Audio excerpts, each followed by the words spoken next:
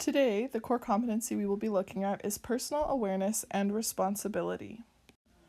Personal awareness and responsibility includes the skills, strategies, and kind of just your natural dispositions that help you to stay healthy and active, set goals, monitor your progress, regulate your emotions, respect your own rights and the rights of others, manage stress, and persevere in difficult situations.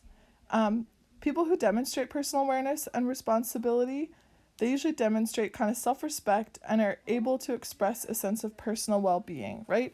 To be able to make sure that their own needs are taken care of and that they're also supporting the needs of the people around them. There's 3 different aspects that we typically look at within personal awareness and responsibility. The first one is self-determination. So, self-determination, I tend to think of, this was one of my favorite theories in university, having a few components. We talk about like the ABCs. So having autonomy, so the ability to have choice, which is why I do try to build in choice into some of your projects.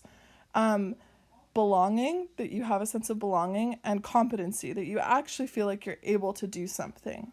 Some of the aspects that they talk about in the curriculum for self-determination are, I can show a sense of accomplishment and joy. Are you able to take pride in your work and feel like you've done a good job? I can celebrate my efforts and accomplishments. I can advocate for myself and my ideas. So when you need help, do you come and ask for it? Do you kind of stand up for yourself and what you need and your ideas? I can imagine and work toward change in myself and the world. This might tie into like the virtues project that we did in health this year, right? Where you're looking at what's one area of my life that I can develop virtue in so that I can kind of grow and improve myself. And I can take the initiative to inform myself about controversial issues. So for those of you that were independently bringing up kind of the events in the States about like with George Floyd passing away and kind of all the different implications around that, that would be an area where you took the initiative to inform yourself and you brought it forward, and it's great that we can open that discussion. We also would have kind of looked at potentially controversial issues when we're looking at Greta Thunberg this year and her protests and what people are doing, right? So we're kind of exposed to these in current events as well, but this could be stuff that has happened this year, not necessarily that we've gone over within the classroom. The second aspect is self-regulation. So your ability to kind of maintain your own personal control over your actions, but also how to deal with your feelings and regulate those emotions instead of just reacting and being out of control, right? We sometimes have to control our emotions to make sure we don't hurt ourselves or others. So some sample statements that they might talk about in our curriculum are, I can sometimes recognize emotions. Do you recognize emotions in yourself? I can use strategies that help me manage my feelings and emotions. Do you have certain strategies that you use when you're feeling really frustrated or you're feeling overwhelmed or kind of all these different cases? I can persevere with challenging tasks. When you're feeling really frustrated and overwhelmed and you just want to give up, are you able to push through? Even if you need a break first, it's okay to take a step back and then come back to a project and keep working on it.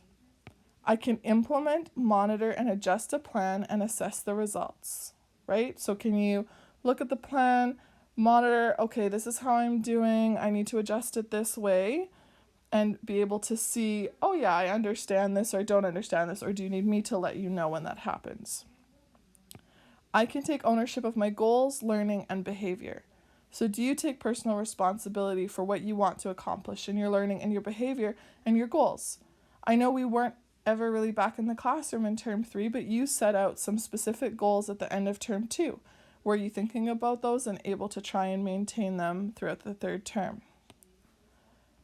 The third and final aspect that we look at is well-being. So some aspects they talk about are, I can participate in activities that support my well-being and tell or show how they help me. So do you know why you participate in physical activity and gym? Do you know why you maybe participate in mindfulness activities? I can take some responsibility for my physical and emotional well-being. Now, at 11, 12, and 13 years old, you might not be able to take total responsibility, but can you take some responsibility when we are looking at kind of healthy eating choices?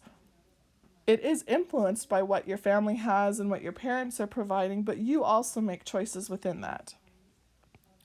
I can make choices that benefit my well-being and keep me safe in my community, including my online interactions.